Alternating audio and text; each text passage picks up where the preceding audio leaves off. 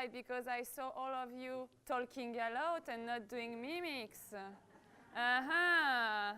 So I was thinking that maybe you can stand up and make a mimic of your project. And we will see if someone is able to guess. Sorry, it's to be in the front. It's like that. Sorry. It was very difficult for her to understand. Okay. Just let us know which program are you from? I am Francesca from Interreg Med. I'm working on an Interreg Med project. Excuse me. No, don't worry. It's for you. So just let's go and mime your project. Do a mimic on your project. Yes, may I? Yeah, please.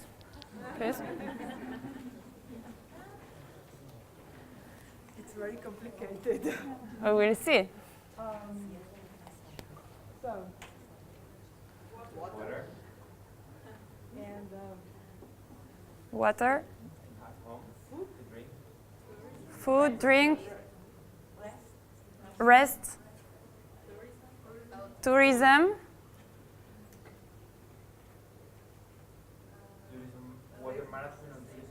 Water management and tourism. Okay. So which project are you? Cast water, which is more or less I don't remember the translation of the acronym, but it's the management of water for sustainable tourism, and it's both for SMEs in the tourism sector and for the public administrations that have to be careful on how water is managed in their territories. Thank you very much. Okay, thank you very much to you. And just to be fair play. Yeah, pseudo, come on. We want to see a pseudo mimic. To see. It's very difficult to explain. Yeah, but you will do it very, very well. I'm pretty sure. I bet on you. So I need your help. Okay, what? I don't know. So, my name is Itziar. I'm from Sudoe program. So we have a project. So my project is about.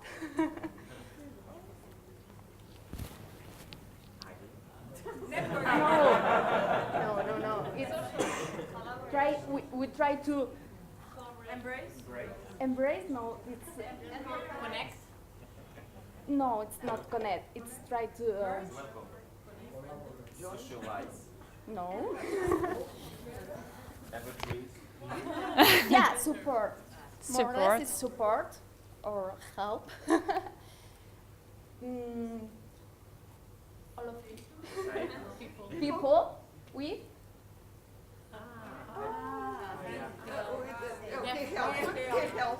Yeah. It's good, yeah, and our national authorities. So it's about hearing problems. Yeah, hearing problems. Yeah, we try to help to improve the process of detection of hearing loss by developing an innovative genetic tool.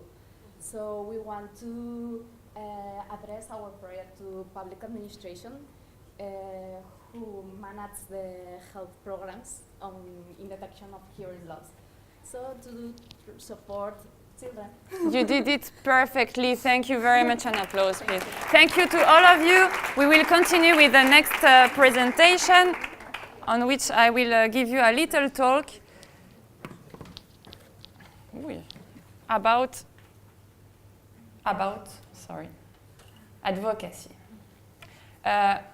Oriane is there because you saw her name in different slides. She's here. It's our IV trainee at Interreg Sudoe, and she participates actively in the conception of all these slide presentations. So thank you very much to Oriane also.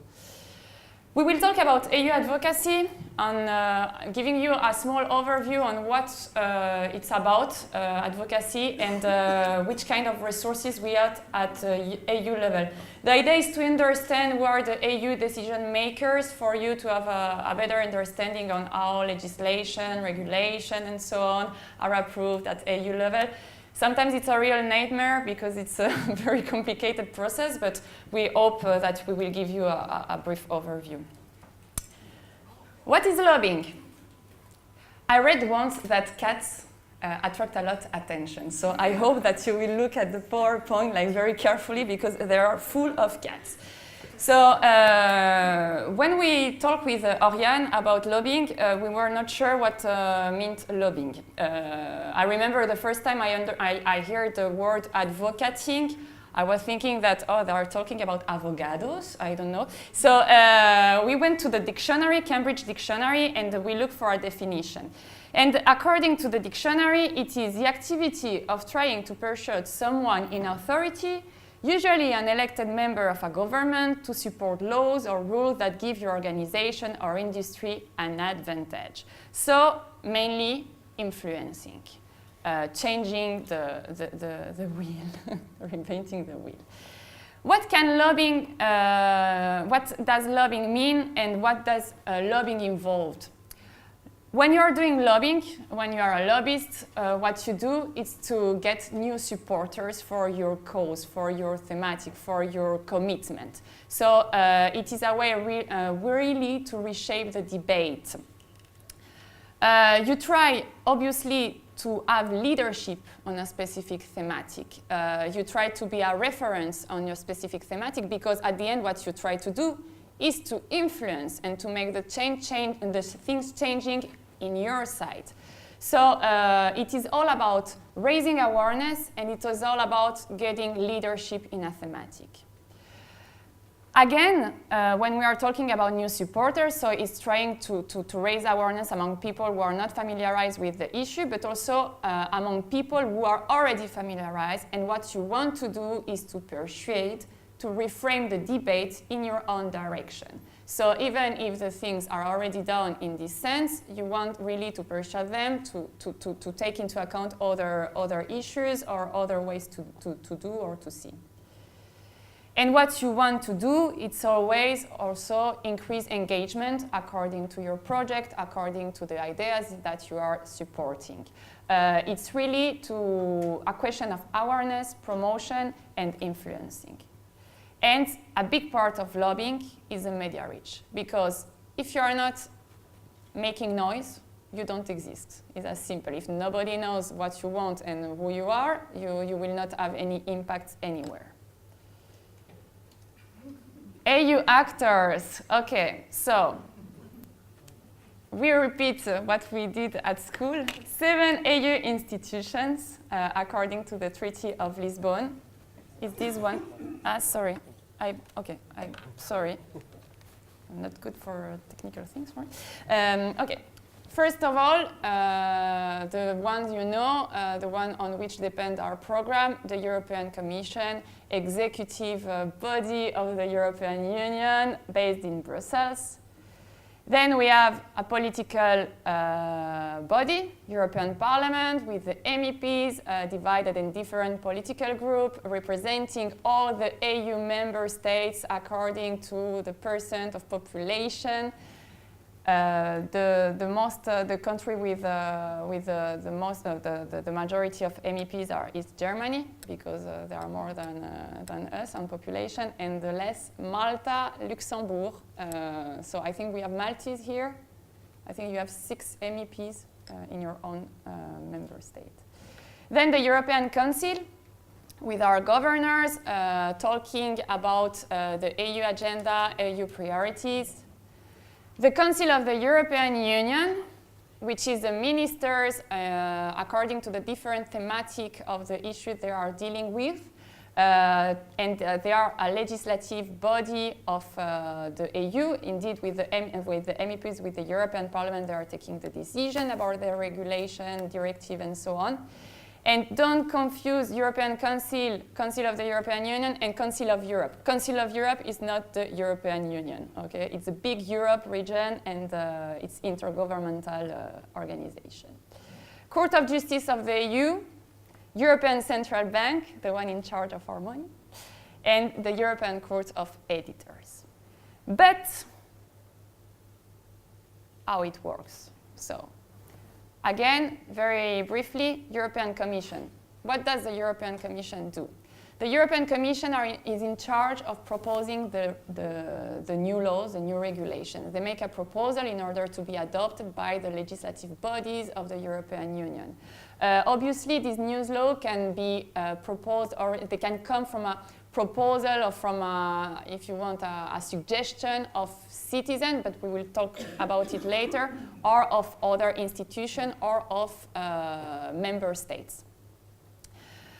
They manage the EU policies through EU programs. We have budgetary lines which are divided in programs, and they are in charge of the execution of all of that. They allocate EU funding, and they represent the EU at international level. I mean, the EU has just power in order to represent European Union as European Union in external relations. They have no power to represent national international representation, okay? It's the commitment of member states, but they represent the EU as the EU. The European Parliament, they are in charge of adopting our regulation, legislation, and so on. They are in charge of supervising that the Commission is working well, and they are in charge of ensuring the allocation of the budget. I mean, they vote at the end on the budget and its division through the European Union programs. European Council, as we said before, they are in charge of giving the main lines of the EU political agenda. It's our member state governors, I mean your presidents and so on, who are meeting regularly in order to talk about what will be the main priorities. They can meet exceptionally when we have big issues, like for instance crisis of migration and so on. They can have exceptional meetings. And the Council of the EU, as we said, with the minister, maybe you're familiarized with the COREPER, COREPER 1, COREPER 2, and I will not go deeper in that, but they are in charge so on the legislative issues and the budget of the EU. They are the ones who decide with the MEPs. EU advisory body. There are two at EU level, two committees. Small committees, but powerful, we will say. The Committee of the Regions. The Committee of the Region is the representative of the local and regional authorities. So it's quite important because even if they don't have a strong power in the legislative procedure, they can influence and they can give opinions in order to ensure the amendments of the European Parliament position when they are taking a decision on legislation. And we have the same, but for work association corporation, which is the European Economic and Social Committee. They are representing workers and so on, and they try to influence the EU legislative procedure in the sense of workers. So they are good allies when you want to influence EU politics at the end. How does it work? EU ordinary legislative procedure. So I will not give you a lot of details because I don't want to make you get boring, and, but in order to understand very briefly, the first step all comes from a proposal of the European Commission. So the Commission proposed a new regulation on a specific thematic. How do they decide? It can come from a citizen petition, but it's quite complicated because when a citizen wants really to imply a new regulation, what they have to do is to get 1 million signing of citizens, representing 65%, I think it's 65% of the member states. So at the end is like more than 15 member states saying that they want this proposal. And so the Commission can work in this proposal. They have also other institutions can ask for a new proposal to the Commission. Also the European Investment Bank, which is not an EU institution, but they have this power to ask for a new regulation. And also, what I was going to say, yes, the citizen and the EU institutions, sorry. And I let hear that. So they make a proposal through the President of the Commission. It passed to the European Parliament. and the European Parliament make a first reading of the proposal. If they agree on the proposal without amendment, it will go directly to step 3, to the Council of the European Union, first reading. If they don't agree and they make amendment, they will have to go back to the European Commission in order to see the amendments and to propose again a new proposal. The step 3, after the EP, if EP agreed, the Council of the European Union make a first reading. This first reading is also to see if they are okay with what the Commission proposed and the European Parliament proposed. So if everyone is okay, we have a new regulation, it's okay. If no one is okay, we need to work again in this regulation in order to have a second reading. Two things important. On step 2, European Parliament, who are in charge of looking at the new regulation of this proposal. The political groups of the European Parliament are nominating a rapporteur and a shadow rapporteur. A rapporteur is the one who is going to work on the field to make a report on the proposal and to propose amendments if they think that, they need amendments. This rapporteur usually belongs to a committee, a specific committee. So for instance, if it's a legislation on regional policy, it will be a rapporteur from the committee REGI, in charge of regional policy, and they can propose the amendment. Also, a political group can propose the amendment without being linked to the committee REGI, but they need like a minimum of MEPs asking for this amendment, like 40 MEPs asking for an amendment. And you have also the shadow rapporteur, who are in charge of assessing the proposal from a political point of view. So every political group has its shadow rapporteur, and they give their opinion to the rapporteur on the proposal.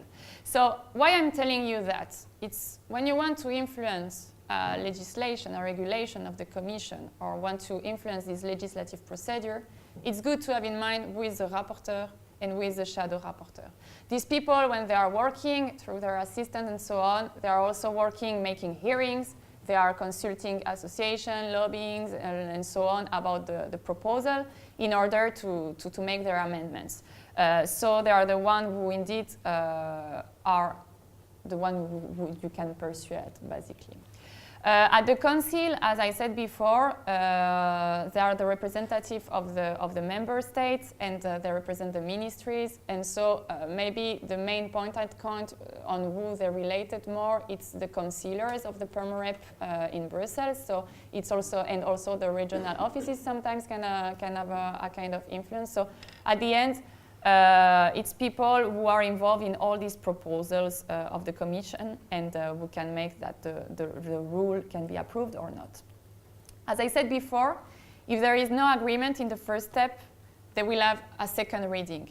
The second reading is more strict. I mean, in the first reading, MEPs and Council can take as long as they want to pronounce themselves. They don't have any deadline. In the second reading, they have just 3 months. So it's really quick. And it's the same procedure. If they agree, all agree, the rule is adopted. If they don't agree, they have to go to a conciliation committee. And the conciliation committee, if there is no agreement, it's the same number of MEPs and the same number of people from the Council who are in a committee, and they adopt a text. This text then have to pass again to a third reading, to the MEPs and to the Council, but it can be changed. I mean, this text of the Conciliation Committee will be approved as it is without amendment, or will not be approved. If after all these steps there is no agreement, we forget the rule and we don't adopt it, and we pass to another thing. So as you see, it's quite complicated. You have all the information, obviously, in Europe.com and in the European Parliament website, which is very well explained with schemes and so on. But it's sometimes good to understand how a policy, a legislation is adopted, because at the end, all this legislation which is adopted at EU level is transposed then at your national level. So most part of our laws are also coming from there. So it's good to know it. Who are the advocacy actors? Very briefly. According to EU Integrity Watch, which is a body in charge of transparency, of assessing the transparency in Brussels, we have more than 11,000 registered lobbyists in Brussels. But it's not true, there are more. Apparently, according to an article from Le Monde, it was between 15,000 lobbyists and 30,000 lobbyists in Brussels. Why? Because a lot of them are from companies also and they are not registered. You have soft lobby also, they are not considered lobbyists, but indeed they are making advocacy work and so on. So you can have a look to EU Integrity Watch. I highly recommend this website because you can see the amount of budget they are using for lobbying activities in Brussels, how many people has a badge to enter to the European Parliament, how many people is involved in the association, federation, or what else in lobbying. And it gives you a lot of clue on how is going all this world of lobby that you will learn more through Stéphane Boucher tomorrow and Arnold de Boer. They will give you a lot of information on that, but it's quite interesting.